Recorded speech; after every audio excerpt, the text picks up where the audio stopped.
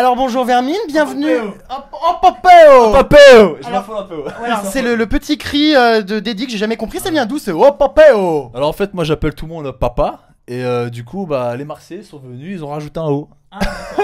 Du coup, papa, c'est devenu Papéo. Oh Papéo. Bon, alors comment vas-tu? Tu t'en remets? De quoi? Peut-être fait larguer. Ah, le ouf.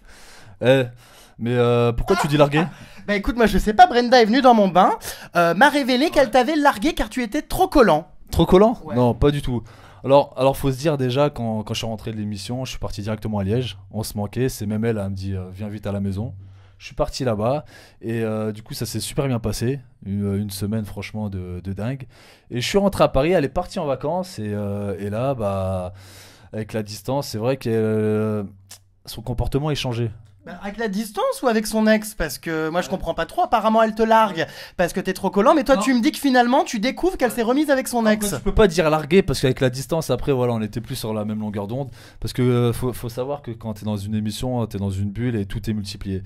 Maintenant, moi, je me suis investi, je voulais qu'elle vienne à Paris parce qu'on me dit la distance. Bah, viens à Paris et on essaye de construire quelque chose de sérieux. Ouais, enfin c'est un peu tôt parce qu'apparemment Oui. tu voulais emménager avec elle carrément. Emménager, c'est un grand mot, mais de passer plein de moments à Paris, maintenant, c'est une fille qui est vachement proche de sa famille. Après voilà, et de toute façon maintenant, voilà, je me suis dit que c'était pas une fille pour moi. C'est vrai que j'envoyais des messages parce que je comprenais pas. Elle était autant me dire les choses directement, mais voilà, elle me disait pas tellement les choses. Et puis voilà, maintenant moi, je regrette pas quoi. T'étais vraiment amoureux d'elle toi ou c'était encore pour les caméras? Non, vraiment, j'ai eu vraiment des sentiments de dingue pour elle. Oh, arrête, on nous fait le coup chaque année. Non, vraiment, vraiment. Bah, je sais pas, moi déjà dans mon habitude, je vais pas avoir une larme pour quelqu'un comme ça. Et là t'as pleuré? J'ai pas pleuré. De pleurer de quoi? Bah, pour elle? Non, mais j'ai pas pleuré pour elle. Pour la rupture? Paris, pas du tout, pas du tout. Ah. Là, non, pas du tout. On reste un bonhomme. Non, mais pas du tout, parce que finalement, avec la distance, même moi, après, j'ai cogité, je me suis dit, bah, c'est pas une fille pour moi. Maintenant, dans l'émission, c'est vrai que j'ai vibré pour elle. C'est vrai que, au départ, quand tu te fais éliminer de l'aventure et tu reviens, et bah là, tu te dis, t'as envie de vraiment tout rattraper. Maintenant, par rapport à mon ex, je voulais pas. Par rapport à elle, je voulais pas vraiment me mettre en couple dans l'aventure. Oui, alors c'est vrai que C'est pour ça que tu peux pas dire que j'étais stratège dans le jeu parce que les 2 premières semaines, je fais tout en sorte pour mettre des distances avec Brenda. Alors justement, puisqu'on parle de ton ex avec qui t'étais donc pendant 10 ans, je tiens, d'après mes sources, et c'est une information véridique, qu'avec Brenda, le couple a commencé dès la première semaine de tournage et que tu ne voulais pas le montrer à la caméra. C'est vrai qu'avec Brenda, on voulait se mettre ensemble. Maintenant, par rapport aux caméras, je voulais pas. Pour le respect de mon ex, je voulais pas qu'elle voie des images. Mais c'est vrai que je voulais me mettre avec elle. Maintenant, mon ex, avant de rentrer dans l'aventure, ça devait se terminer. Ça devait se finir, ça s'est pas fait parce que c'est compliqué. Ça fait 10 ans. 10 ans de relation, c'est compliqué pour tout arrêter. Et je voulais. Et du coup, bah, par rapport à la famille, on ne pouvait pas vraiment se séparer. Je voulais pas m'afficher devant les caméras, sauf que tu contrôles pas tes sentiments et quand tu te fais éliminer, tu reviens. Et surtout quand on dit que je suis stratège par rapport à ça, ça m'a mis hors de moi. Et après, j'ai vraiment voulu vivre mon aventure avec Brenda et je le regrette pas parce que on a vraiment vécu un truc de dingue ensemble. Mais alors, c'est pas trop frustrant quand même de quitter une fille avec qui on est depuis 10 ans pour une candidate de télé-réalité et de se faire têche dans la foulée? Plus loin, t'es plus loin, tu vas arrêter, ouais, ça ouf le papa. Oh, papéo. Déjà- Non mais en gros t'as perdu une fille avec qui t'étais pendant 10 ans pour une amourette de quelques semaines, c'est quand même VDM. Déjà, tu peux pas dire larguer. Et de deux, à la base, même si je serais pas sorti avec Brenda, bah, ça devait se finir avec mon ex. Du coup, bah, ça m'a peut-être ouvert les yeux.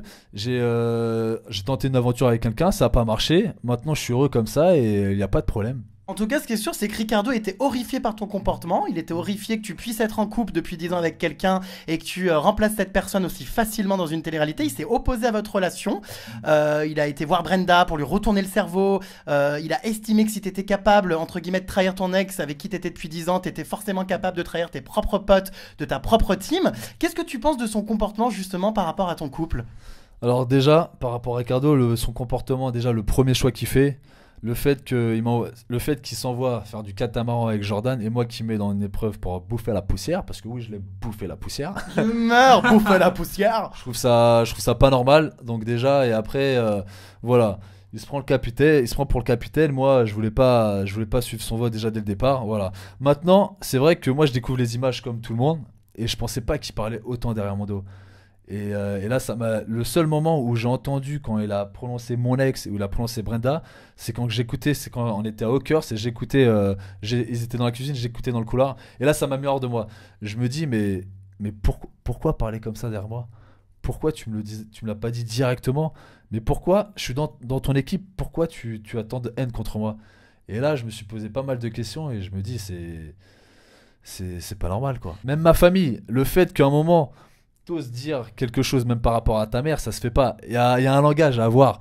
Et le fait que d'essayer de mettre tout le monde à dos, c'est pour ça qu'à ce moment-là, moi, ça accélérait les choses. Moi, je voulais peut-être me mettre avec Brenda, mais après l'aventure. Sauf que lui, bah, il me met au pied du mur et il est en train de dire à Brenda que je joue avec elle. Donc là, ça m'a mis hors de moi. Brenda, c'est une fille en plus que j'avais pas envie qu'il la manipule.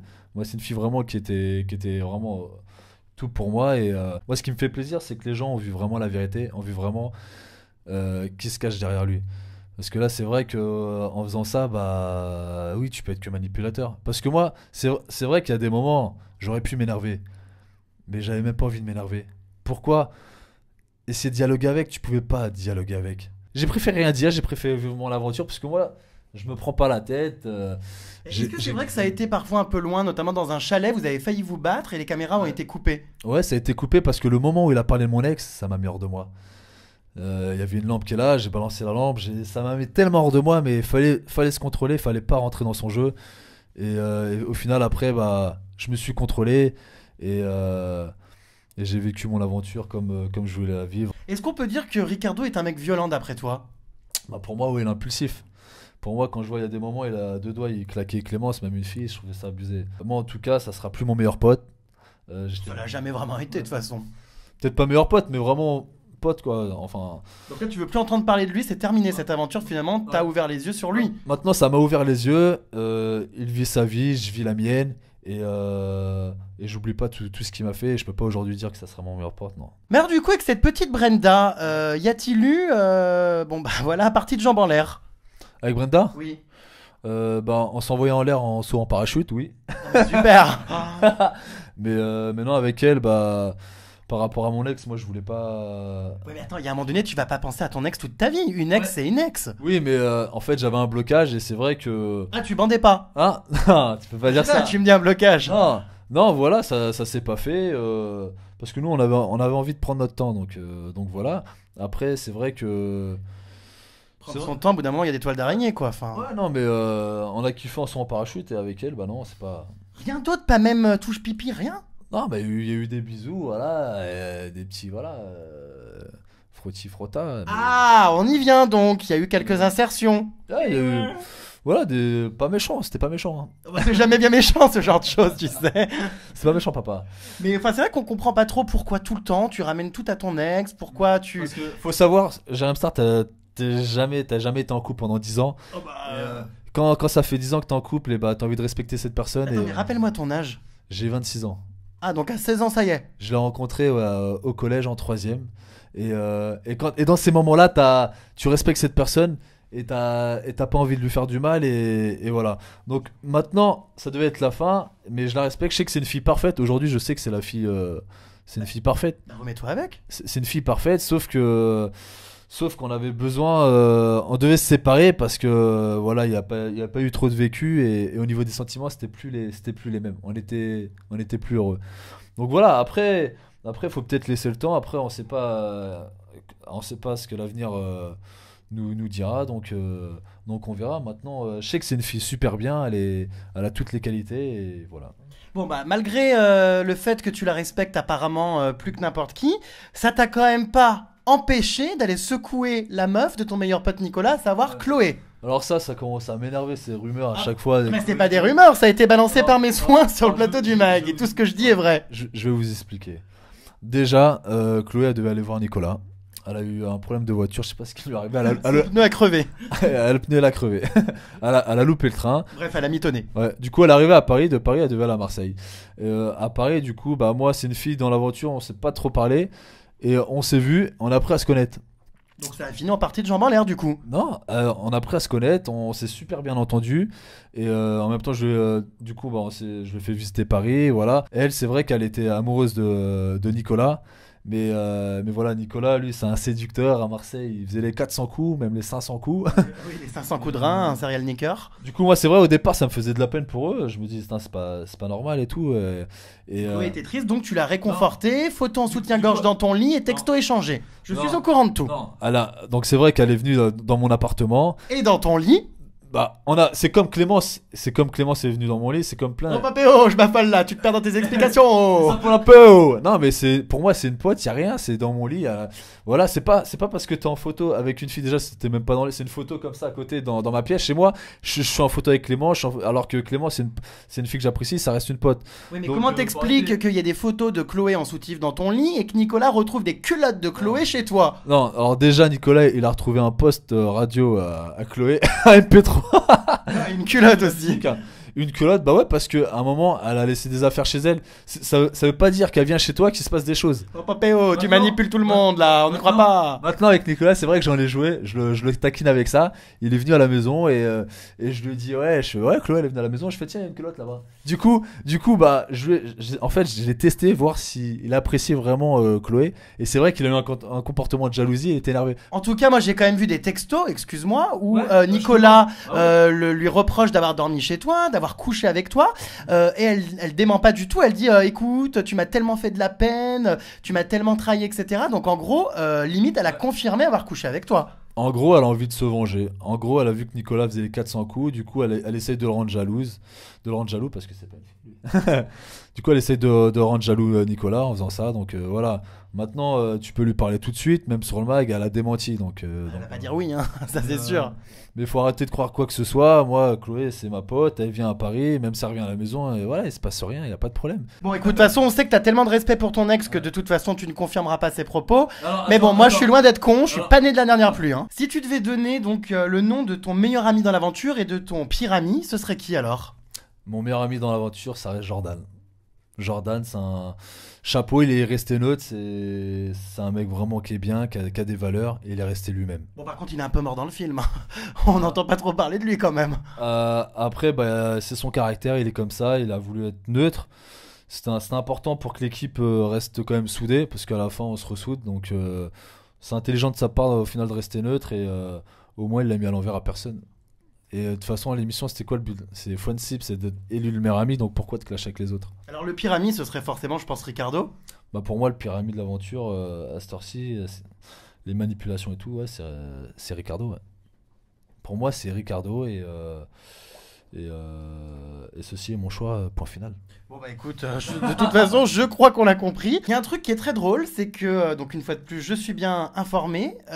Vous avez eu donc l'équipe des bros qui a quitté l'aventure, et tu étais au courant qu'une autre team allait intégrer l'aventure. Et dans cette nouvelle équipe, il y avait apparemment une ex commune avec Ricardo. Donc ouais. Pour éviter que ça foute un peu pour éviter que ça foute un peu la zizanie, tu t'es dit vite, je vais te prendre cette nouvelle équipe dans ma voiture pour pouvoir un petit peu éviter que des choses fuitent. Alors c'est vrai qu'on n'a pas compris mon choix. En fait, c'est vrai que moi je me suis dit il y a une nouvelle équipe. Donc on parlait de ex, de copine. Du coup, je me suis affolé direct. Je pensais carrément que mon ex des 10 ans qui allait débarquer dans le jeu. Du coup, je me suis affolé complètement. Je me suis dit si mon ex elle est là. Faut vite qu'elle soit dans ta voiture pour pas que Ricardo se la pécho. Et vite qu'il essaye de pas la manipuler elle aussi. Donc en fait voilà, je me suis dit il y a mon ex qui est là. Bah tu penses à un seul truc, c'est de lui parler et de lui parler avant que tout le monde lui parle. Donc manque de chance, les seules personnes qui ont intégré la voiture, c'était donc des poissons. La Team Fish. Voilà. Oh putain, je me suis affolé. Donc je sais pas si ton ex est un poisson, mais... Non, c'est pas un poisson, mais quand j'ai vu la Team Fish, je me suis dit, oh, les problèmes. Donc, les problèmes, popéo. Les problèmes. Donc pas d'ex, mais 3-4 poissons dans la bagnole. Et au final, bah, on l'a kiffé. Moi, à cette heure-ci, ils sont restés à Hawkers. Enfin, il y en a un qui est décédé. Mais plus loin. Et je m'affole un peu. Bon, bref, donc les poissons, voilà. J'ai l'impression que tu as eu plus de complicité et qu'il s'est passé plus de choses avec ces poissons qu'avec Brenda. Non, pas du tout. Je t'ai dit, je m'entendais avec tout le monde dans l'aventure. Mais maintenant, non, avec Brenda dans l'aventure, il n'y avait rien à dire. Hein. Il y avait que de la complicité. On a eu la chance de faire la meilleure activité sans parachute.